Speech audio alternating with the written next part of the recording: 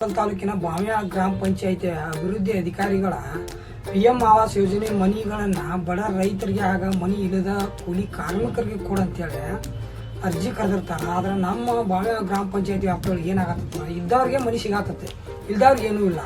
ಇಲ್ದವ್ರ ಕಡೆ ಏನ್ ಮಾಡ್ತಾರ, ಅಪ್ಲಿಕೇಶನ್ ತಗೋತಾರ, ಇಟ್ಕೋತಾರ ಅವ್ರ ಫೈಲ್ದಾಗ.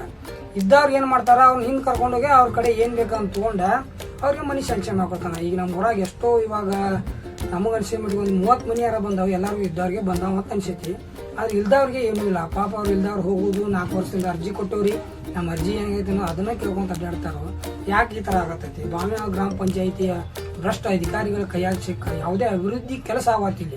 ಯಾವುದೇ ಅಭಿವೃದ್ಧಿ ಕೆಲಸ ಆಗತ್ತಂತಂದ್ರೆ ಇವರು ಭ್ರಷ್ಟಾಚಾರ ಮಾಡ್ಕೊಂಡು ಹೊಂಟು ಬಿಟ್ಟಿದ್ದಾರೆ. ಯಾವುದೋ ಕಾಮಗಾರಿ ಆಗಲಿ ಎಲ್ಲ ಲೇಟ್ ಇವ್ರದ.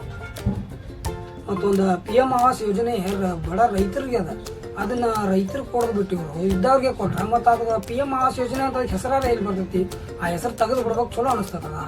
ಇವ್ರು ಇದು ಸಂಬಂಧಪಟ್ಟ ಅಧಿಕಾರಿಗಳು ಇವ್ರು ಎಷ್ಟು ಸರ ನಾವು ಜಿಲ್ಲಾ ಪಂಚಾಯತ್ ಅವ್ರು ಹೇಳಿದ್ರು ಅವರು ಕ್ರಮ ತಗೊಳ್ಳಿಲ್ಲ.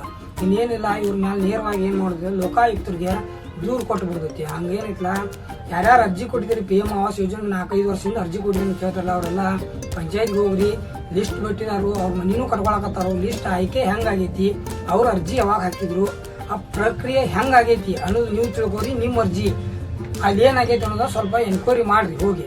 ಇದ್ರೊಳಗೆ ಖಂಡಿತವಾಗಿ ಭ್ರಷ್ಟಾಚಾರ ನಡೆದದ ಅಂತೇಳಿ ನಮ್ಗೆ ಗೊತ್ತಾಗತ್ತೆ. ಯಾಕೆ ಪ್ರತಿ ಒಂದು ಮನೆ ಇದ್ದವ್ರ ಕಡೆನ ಹೋಗಿದಾವ್, ಇಲ್ದವ್ರ ಕಡೆ ಅಂತೂ ಇಲ್ಲ. ಇಲ್ದವ್ರು ಭಾಳ ಮಂದಿ ಇದಾರ, ಇಲ್ದವ್ರನ್ನೂ ನಾವು ಪತ್ತೆ ಹಚ್ಚಿದೆವು. ಆ ಮನೆ ಯಾರು ಹೋಗಿದಾವು ಇದ್ದವ್ರನ್ನೂ ಪತ್ತೆ ಹಚ್ಚಿದೆವು.